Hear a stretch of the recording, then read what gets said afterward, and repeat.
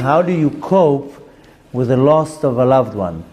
Because a lot of people, they call me or they email me and they tell me, I just lost my father, I just lost my child, I lost my spouse. And how do you deal with that? How do you cope with such a thing? Because at some point in everybody's life you deal with losing somebody. Unfortunately, some people, they deal with that a couple times in their life. My grandmother, when she was very young, when she was 32, she lost her husband. So, in a very tragic way, my mother was 6 years old, and on my uncle's bar mitzvah, my grandfather, my real grandfather, stood up, he gave a speech, he got a heart attack and died on the spot. So, in my uncle's bar mitzvah, and imagine in the bar mitzvah in front of hundreds of people, my mom was 6.5, something like that, and my grandmother was 32 years old. So she lost her husband. A year later, she lost her mother. And a few months later, she lost her father. Her father. So she lost her husband and 2 parents within a year and a half. And so I'm saying that a lot of people, sometimes they lose. They don't deal with one loss, they lose with a few people in one shot. And a lot of the times the loss that we have is not necessarily for death. I mean, I get emails sometimes from people that they lost their dog and they very upset. And I don't look at it as a joke. I mean, sometimes we get a lot of emails every day. Sometimes we get on a day 1,500 emails coming into our system. So I have girls that they filter the emails, and some of them are less sensitive. There was one girl once that she wasn't so sensitive, and somebody emailed us asking a genuine question. My dog just died. I had him for 15 years, and she was genuinely asking all sorts of questions. And the girl, unfortunately, she didn't take it so serious, and she was like, "What kind of a joke is that?" And I told her it's not a joke, because this individual, the dog, was a very big part of her life, and maybe that dog even saved her life, not necessarily pulling her out of a river, but I know people who are depressed and their dog or their cat or whatever brings them a lot of happiness, and that animal just saved their life. And I told this girl, don't laugh. That's not a funny thing. If that individual feels a tremendous loss because the dog died, don't laugh. It's not a joke. I'm sure that individual had a very special closeness to this animal. I can understand. So the loss can be with the life of a loved one. It can be the life of an animal that the person cared about a lot. And it can also be a separation. People, every day people get divorced, and people have breakups or partnerships in business breakup. There's many different types of losses that a person can experience, and it's not only always in the body, sometimes it's also with money. Sometimes people lose their business, and they lose their fortune, and they lose their house. People unfortunately lose their house. They work their entire life, then they caught up in debt, and they lost their house, and they have to move away out of the house. So a loss of something can be with a human being, it can be with an animal, and it can be with money, and it can be many other things. Anything that I suffer a loss from, then you can categorize it as dealing with some type of a loss. Of course, you cannot compare losing a child or a spouse or a mother or a father to a dog or to a house, but in many different levels we suffer loss in our life. And a normal average person will suffer a couple dozens of them in their entire life. And it's natural that we all come to a point that we do suffer of losing loved ones. It starts with our parents because they become much older. Unfortunately, some people suffer from loved ones like a spouse or a child. I mean, a child, I think, is one of the worst, to lose a child in your life. But the point is that the cycle of life is losing somebody, something that I really, really love.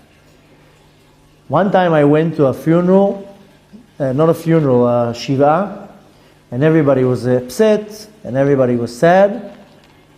And the person who was mourning asked me, why am I so sad? I feel like so terrible. So I told that person, what are you sad? Are you sad that you just lost your mother? Are you sad that she left the world and she's now not here and she can't do any more mitzvot or whatever? Or are you sad because you are left behind? What are you really sad at? Are you sad for the death of your mom? Or are you sad that you are now left behind and you are the one who's going to suffer? What are you mourning here? And she didn't quite understand what I'm asking her, but after a while she came and told me, you know what? You are right. I am sad about myself. I'm now left behind. I now have to deal with the pain. I now is going to have to deal with the emptiness in my life. I'm not sad because she left. She had a good life. She did what she needed to do. She lived a long life. Now she's in a better place.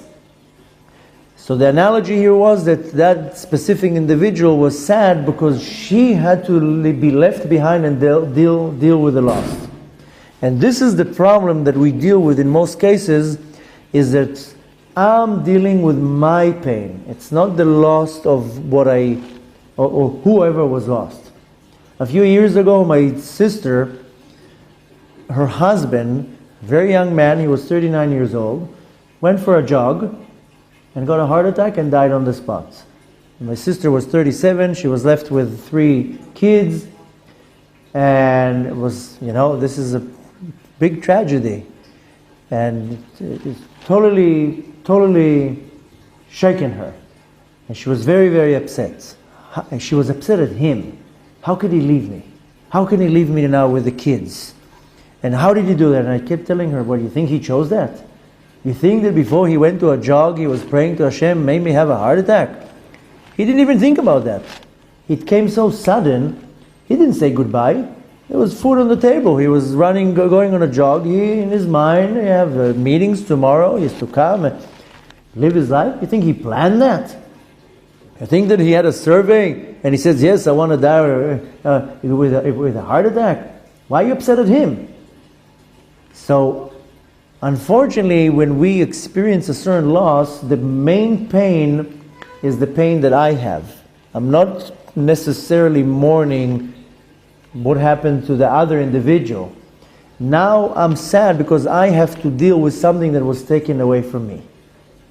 Now, the way to really deal with it is to understand that when I suffer something, it comes from my ego.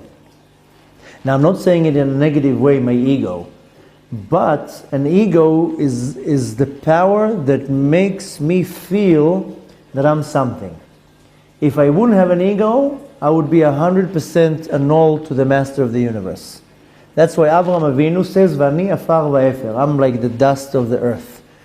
The entire, our 3 forefathers, Abraham, Yitzchak, and Yaakov, were so bottled to the Kadosh Baruch Hu. They were so annulled to the Kadosh Baruch Hu that they were called Maaseh Merkava, like a chariot. Why? Because they didn't feel any existence in front of the Kadosh Baruch Hu. But the Kadosh Baruch Hu created us with some type of a sustenance that is called ego. It's called the Yeshut, that I will feel something. Why? Because if I would not feel that, I will be 100% annulled to the Kadosh Baruch Hu. The cycle of life is that I have to lose people. We still don't have Chaim Nitzchim. So we still don't have Chaim Nitzchim, eternal life.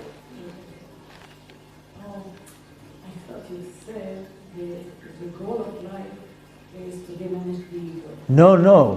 What I'm saying is that the cycle of life is that there's a birth and there's a death. They come and go. And it's with human beings, with animals, with vegetation. Nothing stays in this world. This is the nature of this world.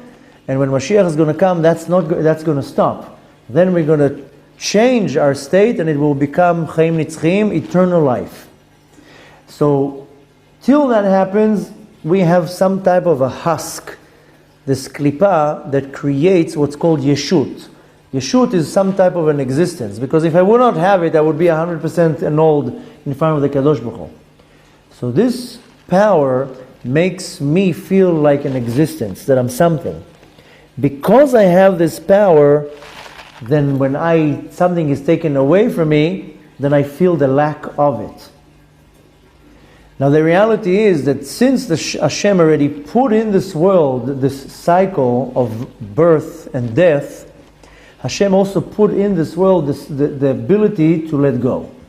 So we read just 2 weeks ago that Sarah Imenu died, Avraham Avinu went and bought the Ma'arat HaMachpelah, but then it says that he came to cry on her death, to mourn. Avraham Avinu mourns her death. And we see in many different places in the Torah that it's talking about a death, and then they mourn the death of that individual. We see Aaron HaKohen died. For 30 days, nobody moved. It says that the entire Bnei Israel mourned his death. Moshe Rabbeinu died, everybody mourned his death. There is the concept of the mourning. Even in the Torah, it says when a person dies, you have to bury the person. We have to sit Shiva. Then we count 30 days. And then we have to mourn for an entire year. And after the year is over, we stop the Evel, we stop the mourning, and you have to move on. So we see that even though Hashem already placed the cycle of death, He also gave us the power of healing. Now, if a person doesn't mourn, he will not get over the death. So when our sages say you have to sit Shiva, and then you have all these rules that you can't cut your hair, and you can't hear music, and you can't party, and you can't do this, and you can't do that, this is not to make our life annoying. Rather, these are the little components that allows me to start letting go. I have to have a period of mourning, but then Hashem says, that's it, stop the tears, you move on. And if I don't apply these things and I really don't mourn the loss, I will never let go. That's where people hold on to somebody and they never let go. The reality is that at some point, if I don't let go, then I'm holding on to that existence of that thing. So if it's a human being and the person dies, at some point, if you want to look at the mystical part of it, the ruach and the neshama, they leave right away. But the nefesh of the human being stays next to the grave for the entire year. It actually stays till the body gets decomposed. Till the body, the last minute that there's something there, the nefesh is next to the grave. Once the body got completely decomposed, the nefesh leaves. There are situations, the nefesh is very connected to the world. There are situations that the nefesh doesn't want to leave. So there are a lot of times that a person dies and the loved one, they go to the grave every day. All day long, they sit there. They have a bench there. They're all day long they're there. Which is extremely bad for the soul. The soul now sees their loved one crying. The soul doesn't want to leave. It's very bad to the soul. We're not allowed to go. We're allowed to go to the cemetery the day of the death, the day of the Shiva, the day of the Shloshim, and the day of the year. That's it. You don't go in the first year. No, it's not good to go to the grave because the nefesh is there. The nefesh also has to go through some type of a process to let go of the world, let go of the body. It has to go through its process. And when a person comes to the grave, it's annoying the soul. There are situations that the nefesh finds it hard to leave the world. Now the reason why I'm saying nefesh, because animals also have nefesh. Even though the animals, they don't have a soul. Animals have a nefesh. Everything in the world has a nefesh. Nefesh is the lowest level of the soul. So even in an animal you have to let go, because the nefesh of the animal, there's not for no reason Hashem created animals. There's reasons why we have animals. The point is even if it's something you weren't here when I was saying that, but I said that the lost can be a person you love, can be an animal, but can also be something physical. So if I chas v'shalom had to lose my money, there's a reason for that. When I became Baal Tshuva, I had a huge business. I had millions of dollars. I had anything that a person can dream of. Beautiful car, beautiful house, money from all directions, traveled over the world. All my clothes were were designer clothes. I had the most expensive watches. I lived like in the fast lane. And in 1 second, Hashem took everything. From making me on the top of the world, I thought I'm on the top of the world. I was 28 years old with millions of dollars. And in 1 second, Hashem says, I can make you this big within a blink of an eye. And that's what He did. Be'apo mashpil geim. In 1 second, Hashem made me like that. Now, I could have mourned the loss for years. It was a real reality check. It was a smack to my face. So the first few weeks, I was shocked. The next few weeks, I was very angry. And then I was like, wait a minute, Hashem is actually doing chesed with me. First of all, that money didn't come in a kosher way, so Baruch Hashem, take the money, I don't want it. That's first of all. Second of all, that was really when I started doing my tshuva. And when I went to a rabbi and I told him, this is my resume, and I did a lot of cheating in business in my past, and I did a lot of lying, and a lot of stealing, and a lot of gezel, and I did a lot of these sins. How do I correct it? Gezel? Gezel is taking something that doesn't belong to you when the person doesn't know that you're cheating him. Now, let's say, I'll give you an example between gezel and stealing. No, stealing is that when I come into your home and I take something from your home and I take it away and you can know that it's me. You have a camera, oh, I see that you stole it. Gezel is that I don't come to your home. I cheat you out of your money and you don't even know it's me. I trick you out of your money. This is gezel. And it's very easy to fail in gezel. Because when it's not my money, I'm not allowed to use it. So I can now rent an apartment from you, and you tell me, I'm renting you the apartment. I'm not giving you the option of using the electricity. And I now say, no, she's not going to notice. I'm going to use the electricity. And you end up paying mazin. That's gezel. I didn't steal your money. I took money like that without you knowing. Not just the other day, I spoke, you know how there's construction here? I spoke to a person that found out that the guy came and he didn't have electricity. He went to the neighbor, pulled there and connected electricity. That's gezel. That's not stealing. Stealing is when you come through the window, or I put my hand in your pocket, in your bag. That's gezel. That I come and I never found the word in English. But gezel is a sin that is very easy to fail, and a lot of people fail in gezel because I can fail in many things. I'll give you another example. Let's say now you go to a restaurant here. Those restaurants, it's like a fast food. Now, if they put, for example, outside, all the bottles with the trina and all the sauces, they tell you on the house, take whatever you want. But in some restaurants, they tell you, no, that's not part of the menu. And if you go and take that, that's gezel. I can now go into a restaurant and take all these little ketchups, and all these. Some people say that's gezel. You're not allowed to take that. If I didn't give you permission to take it, you're basically doing what's called gezel, and that's a very bad avera in the. What if they are there for your pizza? You didn't use it for the You give it back. You give it back. First of all, there's a whole Indian here of what's called baltashchet. You can't just throw it everywhere. Most people, what they do is they have on their tray the ketchup, they throw it to the garbage with the papers. That's already baltashchet. You're throwing food. Okay. More than that, you at the last minute you say you don't want to use it. take it, give it back. Okay. Give it back. Oh yeah. I mean, if you have leftover pizza, you can take it without. No, I'm not talking about the leftover. I'm talking about these little bags of the ketchup. They give you with the pizza. Okay, if you didn't use it, then the ones you didn't use, give back. Don't throw it. This is not gezel, but this is baltashchet already. No, I'm not saying that I'm going to throw it. I'm going to take it because I didn't use it for making a pizza. No, there's no gezel in that. That is not gezel. Because they gave it to you. Yeah, that's right. But some people go into certain restaurants and they take what that's not part of the menu. No. That's already gezel. Gezel can mean many different things. I can now have a neighbor. Let's say, just for the sake of the example, my neighbor is growing tomatoes in his backyard and he's selling them. He's not growing it for his own good. It's his business.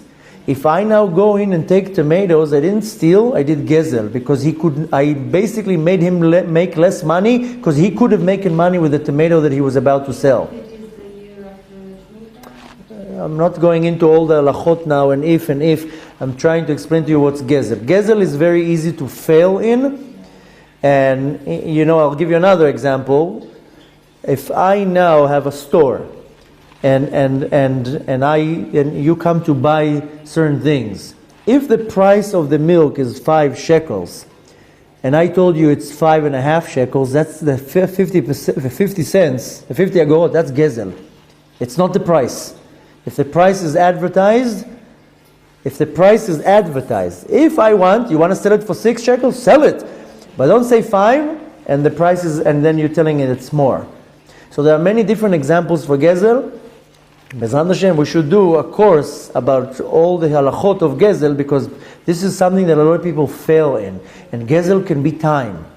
If I'm now a therapist, and my time is $100 an hour, and I tell you this is the hour, and you come and you start asking more questions, and you keep me at the door, and that's gezel. You're taking my time. My time is worth money. So gezel can come in many different ways. Gezel can be also, there's what's called gezel shena. If I'm supposed to sleep now for 7 hours now, and you come and wake me up, you took my sleep away. This is gezel shena. Shena is sleeping. There are many different types of gezel. Gezel is a very hard sin. So the point is that I came to this rabbi and I told him I used to cheat in business, I used to steal, I used to do a lot of gezel. Gezel is basically, in Hebrew you say letachmen, is that you come in business in all sorts of ways like that. That's gezel. It's not stealing. Stealing is coming and taking. Gezel is not exactly cheating, but it's in ways that are not ways taking more money out. So this is a very severe sin. You're not allowed to do gezel. So I came to the rabbi and I told him I did this. So I told him, how do I repay it? Of course he told me, whatever you stole, give back. I said, how can I find people 15 years ago? He told me, wherever business you cheated on, you owe that person money. Find the person and give him money. I told him, you know how many people I cheated in business? It's not even customers that I know who they are. It's how can I ever find that? It's almost like doing tshuva for Lashon Hara. How can you do tshuva? You think I remember what I said 20 years ago? So he told me one of the ways to fix gezel and stealing and cheating is like take money and feed poor people. And do what's called tzarchei tzibur. Do actions that are benefiting the public. So for years, I was the sponsor in 3 shuls of the Shabbat meals. Wow. I didn't come and say that. I had quietly, there was one shul, I would come to him every Friday, give him salads, give him the drinks, give him things, sometimes give money. That rabbi told me you have to do a lot of tzarchei tzibur. Take any money that you have. This is not tzedakah and this is not meiser.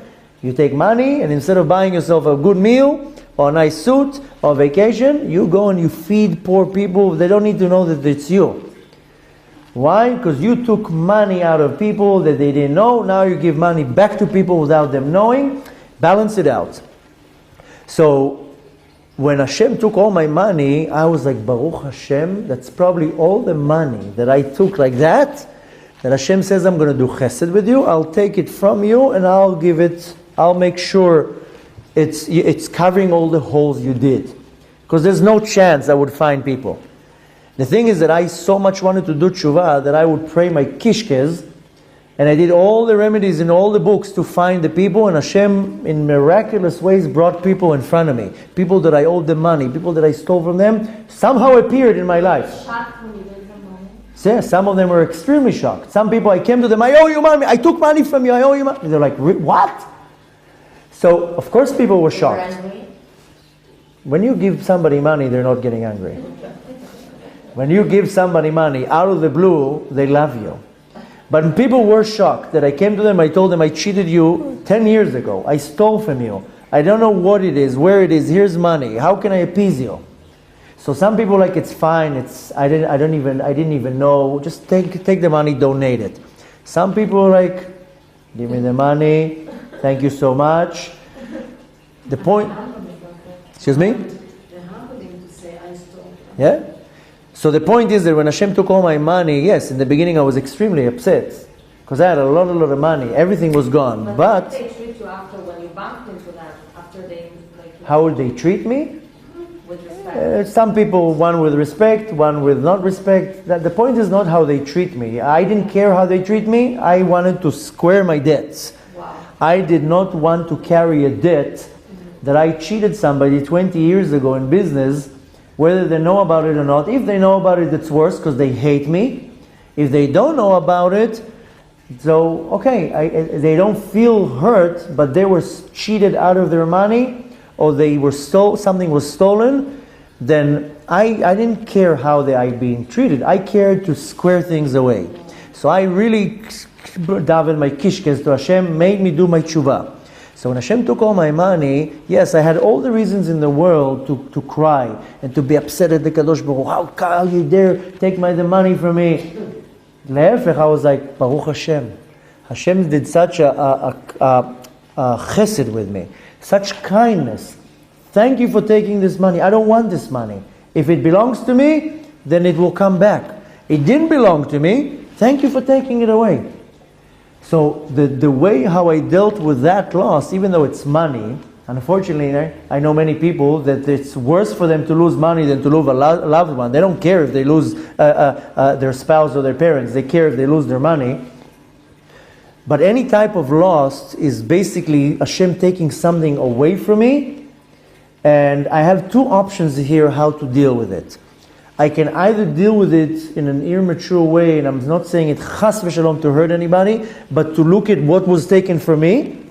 Or I can look at it in a very mature way and say, oh, okay, first of all, the fact that my loved one just passed away, it has nothing to do with me. They had to leave this world. They finished their cycle. Doesn't matter who they are. I mean, a person comes to this world for 60 years, 70 years, 80 years, they finish their job, they're moving on. They're in a much better place. They're going to Gan Eden, they'll sit wherever they sit. It's me that has to deal with the void in my life. So it all depends how I'm looking at it. If I'm looking at it, that first of all, there's nothing against me. Nobody did like my sister. She was upset at her husband. Why did he leave me?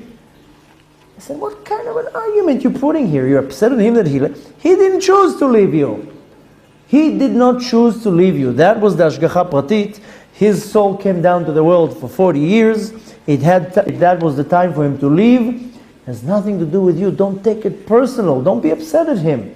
Why are you upset at the poor neshama? I've seen cases like that. It's not anger. It's anger that they don't dare to direct to Hashem. Oh, I'm not analyzing why. I'm just giving an example that she was upset at him, and I was trying to make her understand it has nothing to do with him. It has to do with you. Come on, if she didn't think that he did it on purpose. I'm not analyzing. They don't know how to. Of course, but I'm not now trying to analyze why she said that. I was trying to tell her, when I need to deal with the loss, I need to right away pull down a screen and say, first of all, the person who left, the animal who left, the money that disappeared, whatever it is, has nothing to do with me. It had to go.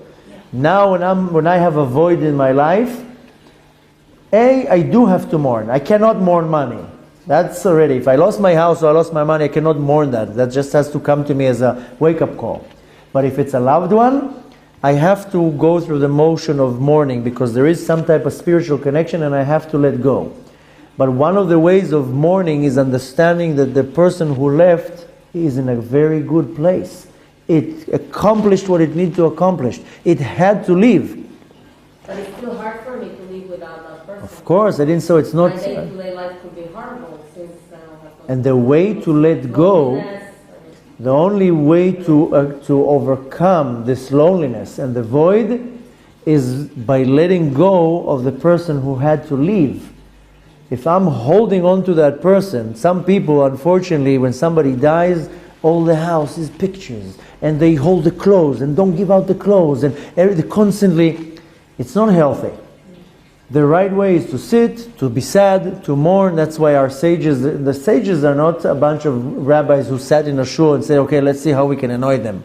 These are people with Ruach HaKodesh, and they knew exactly what is the method, the ingredients to let go. So if our sages tell us based on the Torah that we have to sit Shiva, It means that for 1 week, whatever it's told to me, not to shower, not to take haircuts, not to do this, not to change clothes. There's a reason for that. Because spiritually, I'm starting to untie these knots. And then the entire year, I'm not allowed to hear music. It's not to annoy me. It's because in this year, there's a process that I have to untie my knots. Now, if I do it the right way, and I don't cling onto that person, or to the loved one, then I'm able to let it go. Now imagine, you have to understand how it works in the spiritual level. My neshama is built from 5 components. The highest component is called Yechidah, then a component that is called Chaya. These 2 levels of the neshama are too holy, they don't even come down to this world. They have nothing to do with this world. Then I have neshama, ruach, and nefesh. The neshama is the highest of all 3. Human beings have a neshama, ruach, and a nefesh. Animals only have a nefesh. But the nefesh is the lowest part of the soul, and the nefesh is part of this world. The nefesh gets excited when I'm excited. When I'm sad, the nefesh gets sad. The nefesh is attached to my body. The body gets the shape because of the nefesh. The nefesh has the mold. The nefesh is what first comes into the womb, and then the body is starting to develop around the nefesh. So the nefesh comes in the second the woman gets pregnant. Right away, the nefesh is placed into the mother. For 40 days, there's no body. There's just a nefesh. That's why for 40 days, if chas v'shalom the woman has a miscarriage, then you don't do anything. There's nothing there. Even though there's something little, I don't know if to call it an embryo, I don't know how you call it the first 40 days, but there's something there. In Hebrew it's called vlad. I don't know how you call it in English. Zagrod. Excuse me? Zagrod. Zagrod? Zargot. So the first 40 days there's something, in Hebrew it's called vlad, but the nefesh is there. Day number 41, the body starts forming around the nefesh. Now the nefesh is the mold. If I want to make now a certain shape, I have a mold, I'll put it in, I take it out, and whatever I made, whether it's a cake or a cupcake or whatever it is, it's getting the shape by the mold. So the nefesh is the mold, that's why how we have our shape. The nefesh is so attached with the body that, first of all, the nefesh is in the blood. The nefesh is in my entire body. The neshama only goes into the head. The ruach is in more parts of the body, but the nefesh is all over the body. Now, since the nefesh is in the blood, anywhere you're going to poke in the body, blood will come out. Take now a needle and poke your finger, your ear, any point in your body, you poke, blood will come out, because that's where the nefesh is. The nefesh is what's enlivening the body. When Cain killed Hevel, he knew the neshama has to come out through the blood. He knew that the nefesh is in the blood. It says that Cain stabbed Hevel 300 times because he didn't know where the neshama is going to come out from. So he stabbed him all over his body, waiting for the nefesh to come out. That's why if a person loses blood, if you now take chas v'shalom a person, you cut a limb or you put too much blood comes out, that's when the nefesh leaves the body, when there's no blood in the body anymore. And amazingly, we have a system in our body that when too much blood is coming out, then where the wound is, it closes up. But the nefesh is cycling in the body, so the nefesh it becomes part of the body. Now when a person dies, what happens is that the day of the death, the neshama leaves the body. If you want to even go more back, 40 days before the person dies, it's announced in the heavens that the person is about to die. 30 days before the person dies, every day a piece of the tzelem, which is the part of the soul that is called chaya, every day a piece leaves the body. That's why you see many people before they die, that they start giving things away, they start saying goodbye, they do all sorts of things. You see it in a lot of people, not everybody, but in a lot of people you see that they start saying goodbye. They feel that 30 days before the death, one piece every day of the tzelem leaves the body. The day of the death, the neshama leaves the body. Seconds before the person dies, the ruach leaves the body. And then the nefesh becomes very vulnerable because it doesn't have the neshama and the nefesh to protect it. Then the nefesh goes into the heart, locks itself in the heart, and then the person dies. This is mystically what happens prior to the death. Now the nefesh is very part of the body. That's why our sages constantly tell us, don't derive too much pleasure from this world, because when you die, it's going to be hard for the nefesh to let go. So people who have all these habits, smoking and enjoying too much food, it's not good, because when the person dies, the nefesh stays here. It wants this pleasure. Now spiritually what happens, the Zohar explains to us that when the person dies, they put the person in the ground. The second that the last person leaves the cemetery, jump into the grave 4 angels. They push the grave down into the ground to the depth that the person's height can stand. They pull the nefesh out of the body and they start hitting the nefesh with torches of fire. Why? Because the nefesh is full of dirt. Because if I now made sins and I didn't do tshuva for them, my nefesh is like I take now a sponge, put the sponge in the water, let it soak real well, pull out the sponge. Now all the water starts coming out. But then if you want to get more water out, you start squeezing the sponge to get all the water out. The nefesh is soaked with so much dirt from my sins that it has to be pulled out so the nefesh can start going up. Now, assuming the person is a God-fearing person and he doesn't have much sins, he did tshuva, he had Yom Kippur, he did tshuva, and wrote al Kriyat Shema Lamita. As long as I enjoy things in this world, things that I'm permitted with, it puts some dirt on my nefesh. If I now enjoy a real good steak, and I'm having a lot of pleasure from the steak, it's not a sin. But I derived pleasure from this world, I have a little stain on my nefesh, which means that has to be taken out. Like in the olden days, my grandmother used to take the carpet, hang it on the railing, start smashing it, all the dust will come out. They didn't have a vacuum cleaner. So my nefesh is very, very dirty, then it has to be smacked with all this dirt. This process is called chibut kever. Chibut means hitting, kever is a grave. Everybody has to go through it. Now, I have ways to diminish it. First of all, by not doing sins. Second of all, by not enjoying this world. I don't have to enjoy too much. So I put 1 less spoon of sugar in my coffee. So I'm not going to have so much pleasure from the coffee. And I'm not going to have so much pleasure than every little thing. It's not good to enjoy this world too much. That's why you see that the great tzaddikim, they're called prushim me'olam. They don't want to enjoy anything in this world. The great tzaddikim, they don't want to have nothing in this world. They don't want money, they don't want fame, they don't want honor, they don't want clothes, they don't want nothing in this world. But this is great tzaddikim. Since we're not in this level, we do have different methods how to minimize this process.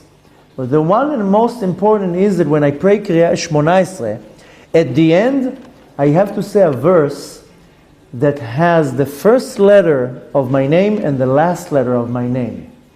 Why? Because these angels, when they come to the cave, to the grave, and they start beating the soul up, they ask the soul, what's your name? Now you're not going to say Moshe.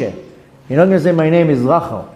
There's no such a thing in Shamayim. So they say the pasuk, and then they leave the nefesh alone. That's first of all, they leave it alone. Oh, okay, we know who you are.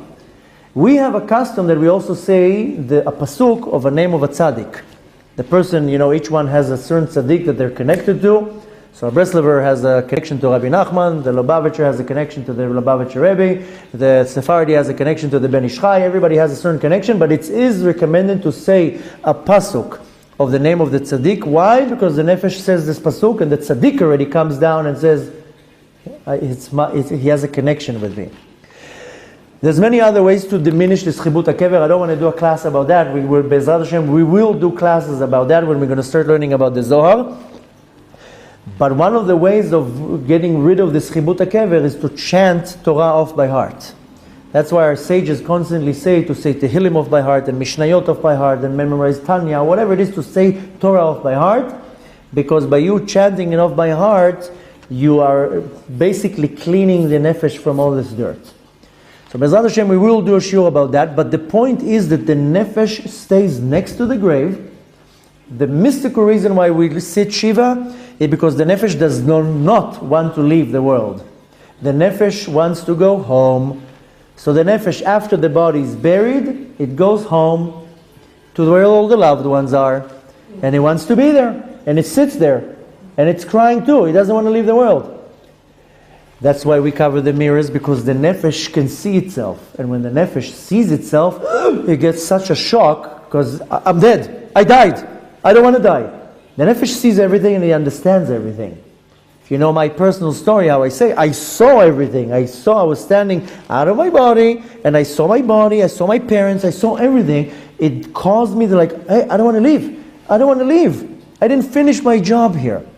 So the nefesh is extremely attached to the world. So the 7 days of the Shiva, the reason why we're not allowed to go to the grave is because at night, the nefesh goes to the grave and it sits on the grave and it sees the body and it mourns its own death. And it has to. And when you come to the grave every day, you bother the nefesh. You distract its attention. So it takes the nefesh a whole year plus to leave the world. What? Depends how long it takes the body to get decomposed. That's why one of the reasons why we have to bury the body right away, because if you don't bury it right away, it starts decomposing when it's not in the grave. And it's very painful for the nefesh. The body has to be right away in the grave. That's why the right way to do it, the person died, within an hour you bury them. You don't wait. Not too long ago, it was Peres, Shimon Peres, who died. The poor body, they left him there for 3 days to barbecue in the sun, to waiting for Mr. Obama to come and say something. The injustice with the body and the nefesh. Forget about right now the individual, if he was a good guy or not good guy. I'm not judging him, it's not my place, it's Hashem's place to judge him. But the poor body, they put him in a coffin for 3 days, it was in the middle of August, or July, or whatever it was. You can imagine what's going on in that box? The coffin, they had it outside on display, and all the leaders of the world came and said goodbye. I mean, come on. I mean, you want to give... This is not how you honor the soul. I can't even imagine in 90 degrees being in a box, what's going on with the body. The body is probably Hashem Erachem. So it's a big suffering for the nefesh. Since it's not a class about what happens to the nefesh when it leaves the world, and we will learn about that because it's extremely amazing and interesting, the point is that the nefesh needs to leave. The nefesh wants to leave the world. It says goodbyes to its loved ones. It sees the loved ones mourning. It's sitting with them and crying. When a person cries the loss of a loved one, that loved one is next to him and sitting there and crying also. But at some point, how you know from many near-death experiences and from the movie Ghost, some point the light comes down to take the nefesh. I see some of you are not relating with the movie Ghost, but in the movie Ghost, you see the light coming down. But the reality is that at some point, the Shekhinah comes down to take the nefesh. And it's time to go. And then the nefesh is ready to leave. And if the nefesh is not ready to leave because a person annoyed it by going to the grave every day, or by holding on to the nefesh has an issue. It wants to stay because the loved one is crying all day long and all the walls full of pictures and they're holding on to the jacket and all these things. The nefesh, he says, I can't leave. But on the other hand, it's like, I have to leave. It's my time to leave. The person who doesn't let go in this world causes sorrow to the nefesh. Now imagine now a mother. A mother leaves the world. The child is very connected to the mother all day long. They don't let go. The soul of the mother, the nefesh, doesn't want to leave. My child is sad. I can't leave. It's hard for us to relate, but our nefesh is affected by what's going on in this world. That's why I mentioned before, it's not good to have habits, because if you are a smoker, the nefesh wants a cigarette when it dies. It's used to it. It's used to these mundane physical things. That's why we want to already, as much as possible, not to enjoy things in this world, because it's going to be easy to leave. Like a person that Chas v'Shalom gets vacated from his house, or he lost his home. If he doesn't get too attached, okay, so it was a physical thing. So why am I telling you all this? Because a lot of times we hold on to the person the spiritual part of that person, the nefesh, says, let me go. It's time for me to leave. So if you really, really love that person, you say, okay, it's hard for me. I'm going to have to deal with my loss. I'm going to have to deal with the pain. I'm going to have to let go because it's good for you. Because you have to go to where you have to go to. But in the Shiva, the nefesh is there. When my sister lost her husband a couple of years ago, I lived in America, I flew to Eretz Israel, I sat there the whole week. I felt him next to me. And I felt him next to me. Yeah, but I felt him next to me because I was the only one who was there learning Torah, Shomer Shabbat, keeping kosher. I got a minyan, I led the minyan, I gave Shurei Torah there. I was the only fruma, and I felt the neshama that he's like, I felt his neshama leaning on me, like, because the neshama it needs Torah. So if it has a lot of Torah around, if the child is saying Kaddish, the woman is saying Tehillim, whatever, I felt him on me for a whole week. And I was like, in my communication with him, I like as if I understood him saying, don't stop, don't stop, don't stop. I was reading Mishnah Yoda. So, of course, the nefesh is there, the whole Shiva. And if you're a little bit sensitive, of course you'll feel it. And the chill going from the top to bottom, that's an neshama. Because we are Yeah. into Yeah. this part, these invested from. Yeah. And could very much be, and again, I cannot give an analogy, but there are situations that the nefesh is so connected, it doesn't want to leave. That's why the mourning in our part, it has to be done and let go. And to know, the key of letting go is to understand that the separation is very temporary. 10 years, 15 years, 20 years, then I get reunited. If I now lose my loved one, so I'm not going to see that loved one 40 years, then when I go to the world of truth, I'll get reunited again. And that's for eternity. Everybody's connected in some type of way. First of all, in most cases, and this is based on the teachings of the Arizal, it's not me, in most cases, the first spouse is the real shidduch, the second spouse is a companion, just to have somebody or some type of a tikkun. Unless it was a divorce, No, I'm talking about when somebody dies. no? Oh, okay. What? And again, the Arizal says that, let's say, I understand, but I didn't understand the answer of the... in case, she says in case it was a divorce, Yeah. because a divorce can be that it wasn't even the right shidduch. You don't want to be with him eternally after 120 years. No, a lot of, by the way, yeah, I don't know, by the way, for your comment, sorry. In some cases, even if you don't want to be in this world with that person, it is the other half and you will spend eternity with. Maybe in this world, the Hashgacha Pratit had to bring to a divorce. But it doesn't mean, unfortunately, If you hated the person, in some cases it is your other half. It's just people didn't want to work it out. A lot of the divorces in our generation and probably in previous generations is because the marriage was not based on truth. It was about money, about looks, about status, about something they gain. So therefore there's a divorce. But there are divorces when it's the other half. Maybe they didn't want to work things out, or the marriage was destined to be a very hard marriage, and sometimes that's the Hashgacha Pratit, to suffer through a divorce. Again, it's very hard to analyze. I know many people got divorced and got remarried. To correct certain things through the pain. Exactly. So to make a very long story short, because it is a very broad topic, and Bezrat Hashem, we will talk about it a lot more, about how to let go of whether it's the loss of a loved one or a physical possession, or anything. We suffer many different types of loss, but the point to take from it, that if it's in the spiritual level with a loved one, it's because I have to let go. I need to know how to let go. I need to know that individual has to continue on their path for his or her benefit, because our life and the spiritual life is a journey. And the person died here, it doesn't mean the person stopped and ceased to exist. That individual, the soul, is continuing a journey, and if I'm not letting go, then it's hard for that neshama to let go. And when I know that I need to let go for the benefit of the loved one, if I really love that person, then I work on myself to let go. There's a cliche that somebody told me when I first came to America, and somebody told me, if you really love somebody, let him go. If he comes back, then it's yours forever. Something like that. It's like probably like a Hallmark slogan.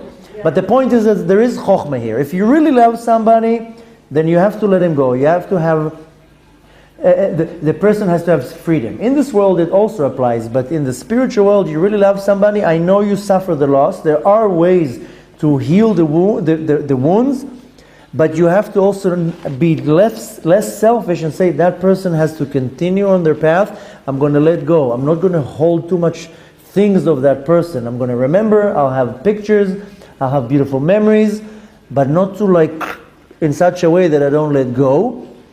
And this is mainly for a loved one. Of course, when it comes to an animal or to something physical, then it's only coming from my lost, my problem. If I'm because the lady that lost the animal, if someone would buy her one that looks exactly the same, would she know the difference? I mean, do they have a source? Yeah. But when it comes to an animal, people develop an unbelievable connection with an animal. Yeah, I totally understand that. I don't mock it in any way. People develop a relationship with an animal. I know people that their animals saved their lives. I have a student that he was in such a depression. You can't even imagine. Nobody was able to get him out of his depression. 5 years of extreme depression. The dog saved his life. The dog was his companion. He would talk to the dog. The dog was like almost human. When the dog died, he told me, can I sit Shiva? I told him, listen, it's not a human being. We do not sit Shiva. He's like, can I read Tehillim? What can I do for the dog? I told him, listen, we don't do things for the animal. Just the fact that it made you happy, it did its mitzvah. It did something good in this world. I mean, you can't read Tehillim for the dog and you cannot sit Shiva for him. That's already going one step too much. Don't mock the situation. Respect what he did for you, but the thing is that the dog did wonders. If he would not have this dog, he would kill himself 100%. So people develop unbelievable connection to an animal. It can be a horse, can be anything. I mean, depends on the animal. But you also for that have to let go, which is of course much easier than a loved one.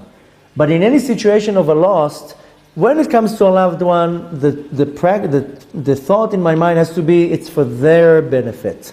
I have to be less selfish, and I have to let them go. When it comes to something like an animal or money, then I have to see that I'm the one who's suffering. Then I have to work on my own pride or ego, saying, okay, it's only money. Be mature. And you have to know how to, of course there's different methods how to let go of things, but the point to understand is that the cycle of life is that things come and things go, things come to the world, they leave the world, babies get born, people die. This is the cycle of life, that nothing has an internal existence, and it's for us to understand that this world is a very temporary world. Nothing here is forever, nothing here is eternal. The eternal life is the spiritual life.